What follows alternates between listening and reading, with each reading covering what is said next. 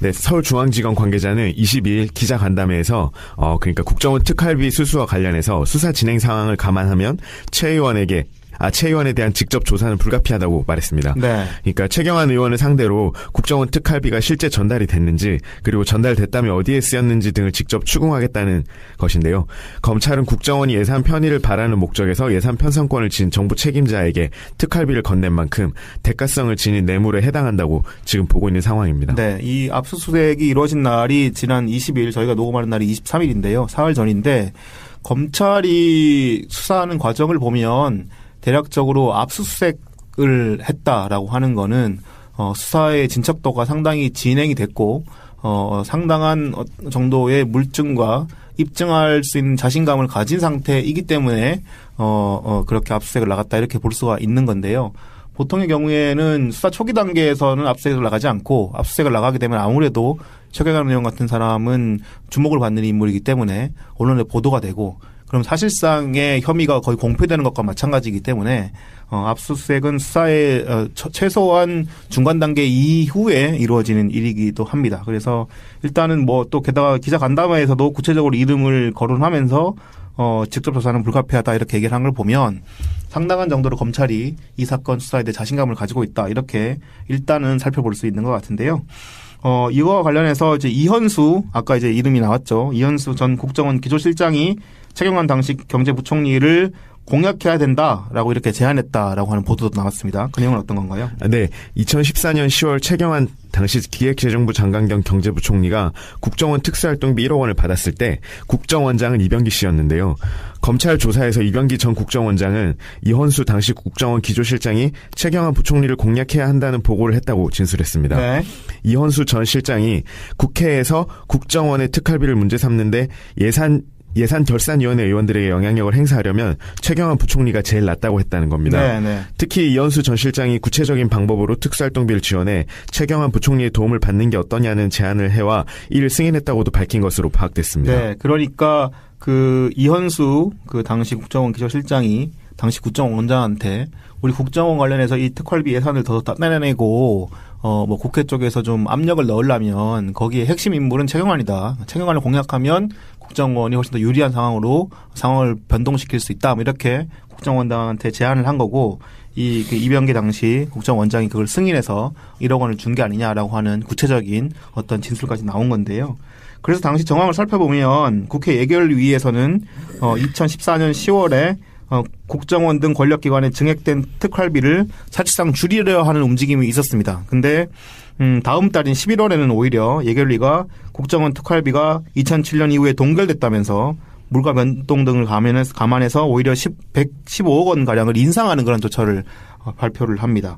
그러니까 이게 한 달 전에는 뭐 특활비를 줄인다고 했다가 바로 한 달 뒤에는 오히려 말을 뒤집고 오랫동안 동결된 특활비를 인상시켜 줘야 되는 거 아니냐는 쪽으로 그 상황이 바뀐 데다가 심지어 이제 155억 원이라고 하는 돈이 인상된 걸 보면 뭔가 계기가 있었고 압력이 있었던 거 아니냐라는 걸 추측할 수가 있는데 그 기간 동안에 최경환 의원에게 1억 원이 전달됐다라고 하는 내용들이 나오고 있는 겁니다.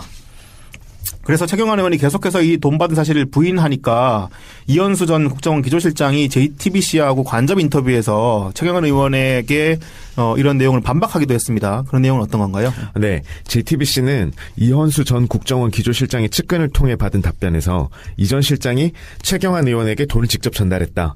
당시 국정원 직원이 동행했다고 말했다고 보도했습니다. 네. 이현수 전 실장은 또 돈을 전달하는 게 내 임무였다. 그걸 안 할 수는 없다면서 배달 사고 가능성에 대해서는 있을 수 없는 일이라고 못을 박았습니다. 네. 이현수 전 실장은 박근혜 전 대통령에게 40여 원을 나눠 전달할 때도 안봉근 당시 비서관 등을 직접 만나서 건넨 것으로 검찰 조사 결과 나타났습니다. 이런 정황은 이 전 실장과 안전비서관 등이 모두 인정한 것으로 알려졌는데요. 이와 관련해 이병기 전 국정원장도 이 전 실장은 배달 사고를 낼 사람이 절대 아니다라고 진술한 것으로 알려졌습니다. 네. 그러니까 최경환 의원이 이런 사실을 부인하고 나오니까 결국은 이현수 전 국정원 그 기조실장 입장에서는 돈을 그러니까 자신이 전달하는 역할을 하고 당시에 또 국정원 지금까지가 동행했는데 자기가 이제 최경환 의원이 돈을 안 받았다 이렇게 되면은 중간에서 이제 이현수 실장이 착복하게 되는 그런 상황이 되는 거잖아요. 네. 그러다 보니까 이 JTBC 쪽의 이 간접 인터뷰에 응해서 적극적으로 살아야죠. 예. 사람이 살아야죠. 살고 봐야죠. 뭐. 예, 최경환을 끌어들여서 네가 받은 거 맞지 않느냐? 당시 구정원 직원까지 동행했는데 무슨 얘기냐? 뭐 이런 얘기를 하면서 적극적으로 반박하고 나선 겁니다. 그 최경환을 공략하는 게 누가 봐도 제일 효율적이죠. 네, 첫째 정치적 파워 이게 뭐 박근혜 대통령이 신뢰하는 실세잖아요. 그렇죠. 정권 실세잖아요. 그 둘째 직책 이게 뭐 부총리 겸 기획재정 정확히 부총리 겸 기획재정부 장관이에요. 그 부총리라는 것은 총리 밑에란 말이에요. 네, 그리고 부총리 겸 기획재정부 장관이지만 그 부총리라고 하는 것은 경제 관련 부처를 다 주무를 수 있거든요. 뭐 직접적인 어떤 업무 지휘를 하는 건 아니지만 쭉 불러 모아가지고 얘기를 다 할 수 있단 말이에요. 네, 그러면 이게 국정원 특활비를 증액하자라고 하는 얘기가 국회의원들의 이해관계도 걸린 얘기고 각 부처의 예산 분배에 대한 문제도 걸린 일이고 다 가장 효과적으로 조율할 수 있는 사람 최경환이란 말이에요. 네. 그러니까 최경환만 속된 말로 우리 한겨레 사람들이 쓰는 말로 하면 최경환만 조지면 뭐 다 뭐 만사형통인 거죠. 그 만사형통이 된 거죠. 그건 한겨레 사람들만 쓴 게 아니고 기자들 다 씁니다. 아니 전 모르겠고 한겨레 사람들 표현에 의하면 네. 네. 저는 뭐 기자 잘 모르니까요. 네. 근데 이 시점에서 그 검찰이 최경환이라고 하는 그 유력 정치인을 겨냥해서 물론 이제 수사가 어느 정도 진척됐던 그런 상황 때문에 뭐 압수수색을 들어간 경우도 있겠지만 또 시점이 나름 또 약간 묘하잖아요. 압수수색 한 날이 우리 너구리 닮은 전병헌 수석이 저기 검찰 출석하는 날이죠. 네, 네. 그래서 그런 부분에 대해서도 좀 의미가 좀 또 남다르지 않을까요? 어떤 부분을 좀 알 수 있을까요? 그걸 통해서 뭐 검찰 그건 뭐 얘기가 이제 많이 나오는데 제가 지난번에 디스펙트에서 뭐 한참 떠든 얘기이기도 하죠. 네. 검찰이 그렇게 칼을 막 휘둘러서 열심히 우리가 이렇게 적폐청산하고 있다 이렇게 생색내고 그리고 여야를 가리지 않고 이렇게 살아있는 권력까지 다 한다 이렇게 하면 이제 공수처 얘기하고 이러는 이제 공수처를 만들어 갖고 검찰 개혁을 해보자 이런 여론이 좀 쪼그라들 수가 있고 그러면 검찰을 회피하고 그래서 그거를 이제 좀 눌러야 되니까 근데 이걸 누르는 수단으로 청와대가 우리 전병헌 수석은 죄가 없어요 이럴 수는 없는 거 아닙니까? 네, 네. 그 검찰대로 좀 살살하세요 뭐 이럴 수 있는 것도 아니고 그러니까 그렇군요 그럼 우리는 공수처를 열심히 해보랍니다 뭐 이렇게 밝히려고 조국 민정수석이 이제 국회도 가고 이제 그런 일들이 일어났죠. 네. 그러니까 이게 보이지 않는 뒤편에서는 이런 디테일을 갖고 열심히 싸우고 있는 건데 근데 어쨌든 뭐 정권이 시키는 적폐청산을 하기 위해서 최경환은 반드시 짚고 넘어가야 되는 핵심 포인트죠. 왜냐하면 모든 게 최경환이에요. 이 국정원 특활비를 엮은 거긴 하지만 최경환 의원한테 걸려 있는 재밌는 얘기들이라는 게 많죠. 무궁무진한 거잖아요, 네. 사실. 뭐 우리가 아는 뭐 중진공 얘기도 있는 거고, 중진공 네. 뭐 청탁한 얘기고, 인사 청탁한 얘기도 있는 거고, 그리고 돌고 돌아서 뭐 별얘기 다 있는 거죠. 그 이명박 정권 때 지식경제부 장관 하지 않았습니까? 자원외교 때도. 네, 그 자원외교 그 얘기도 다시 나올 수 있는 거고. 네. 그리고 강만수 전 장관님이요. 그걸 했는데 뭐요? 2심 재판을 했는데 네. 1심보다 징역이 더 나왔어요. 어떤 게. 그런 일이 있습니다, 세상에. 네. 네, 근데 이제 그 더 나오는 과정이라는 게 뭐 그런 얘기거든요. 강만수 장관이 산업은행 은행장을 할 때 그때는 이제 사는지주 회장이죠. 네. 그 사는지주를 박근혜 정권이 없애버려 갖고 전 산업은행장이 됐는데 아무튼 그 산업은행장 할 때 모 경제신문 출신의 기자들이 다 이런 식이에요. 하여튼간에 모 경제신문 출신의 무슨 사람이 회사 관두고 차린 무슨 바이오 무슨 메스 무슨 우뭇가사리로 무슨 연료를 만드는 그런 거를 업체를 만드는데 거기다가 부당 대출을 해주고 이런 거 가지고 이제 걸린 거거든요. 네. 강만수 전 장관이. 근데 이게 무슨 원유철 의원 얘기도 나오고 막 그래요. 네. 평택에 있는 우뭇가사리랑은 다른 건데 평택에 있는 무슨 업체한테 무슨 이 대우조선이 투자를 하게 만드는데 무슨 압력을 행사했는데 그 청탁을 원유철이 강만수가 들어줬다 이런 죄도 있고 여러 가지 죄가 있어서 재판에 간 건데 근데 어쨌든 그 우뭇가사리 업체를 하시는 김모 씨 그 유력 경제지 출신의 김모 씨가 정권의 특혜를 받는 그 과정에 뭐가 있냐면 지식경제부에서 무슨 이 지원 대상으로 선정하는 그런 얘기도 있어요. 네네. 그럼 그때 지식경제부 장관은 누구냐? 뭐 최경환이란 말이죠. 네. 근데 그게 수사 내용은 아니에요. 김민아가 앉아갖고 그냥 떠드는 얘기지 그냥. 네. 야, 뭐 이런 얘기도 있네. 재밌다야. 이렇게 떠드는 거지. 왜냐면 저 웃기려고 나온 사람이니까. 뭐 하나 뭐 심통한 얘기는 하나도 그냥 웃기려고 그냥 한겨레가 그냥 데리고 있는 뭐 그런 사람이니까 뭐 이렇게 떠드는 건데 아무튼 뭐 그런 얘기도 있고 뭐 엮으려고 그러면 얼마든지 엮을 수 있는 거예요. 왜냐하면 권력의 핵심에 그만큼 오래 있었기 때문에 네. 그냥 최경환은 반드시 짚고 넘어가는데 마침 특활비 얘기 나온 거죠. 네. 이명박 때도 뭐 아까도 말씀드렸지만 지식경제부 장관으로서 되게 중요한 역할을 했었고. 그게 이제 우리 이명박 대통령께서 나라를 경영하시려다 보니 나라를 경영을 잘하려면 여당을 경영을 잘해야 되고 네. 여당을 경영하려면 여당에 계시는 여당 대통령을 잘 모셔야죠. 국회 대통령을 잘 모셔야 되니까는 친박 몫으로 장관 하나 추천해 보세요라고 했을 때 추천된 분이 최경환이기 때문에 네. 최경환이랑 누구예요? 또 유정복님입니까? 뭐 아무튼 뭐 있어요. 몇 명 있어요. 그때 그렇죠. 네. 친박 몫으로 장관 된 사람이. 아무튼 뭐 그렇게 해서 된 분이니까 그 뭐 엮을 게 많죠. 네. 대우조선 문제나 뭐 뭐랄까요. 좀 조선소 문제 관련해서도 지금 뭐 걸려 있는 것들이 좀 있고 아까 말씀드린 그 자원외교 문제도 자원외교 비리가 지금 뭐 계속 뭐 한겨레에서도 계속 탐사 보도도 하고 그때는 참 한겨레가 멋있었죠. 예, 보도들이 지금은 나왔는데. 뭐 함량미달 얘기를 하고 그러지만은 보도들이 나왔는데 그거에 대해서 만약에 검찰이 뒤지기 시작하면 그 부분도 최경환 부총리의 목을 옥죄일 수 있는 그런 중요한 포인트들이 여러 부분 나올 수 있는 거고요. 또 아까 이제 이 김민아 기자가 말씀하신 그 중진국 문제 이런 것도 인사청탁 내용들이 구체적으로 진술이 나오고 지금 재판까지 들어가 있는 상황이기 때문에 그 부분들이 계속 나오면 앞으로도 최경환이라고 하는 이름은 계속 언론과 검찰의 그 이름 앞에 등장을 할 것 같습니다. 제 생각에는 할복할 것 같아요 결국. 해갖고 헬기에 실려서 수원 아주대병원으로 발목을 하면 안 되죠. 그래도 아주대병원 가갖고 이제 수술 받고 감옥을 보내야죠. 수술 받고 이제 이국종 교수가 당신은 앞으로 삼성 라이온즈 응원하지 말고 KT 위즈 응원해라 이런 거. 그러겠죠 뭐.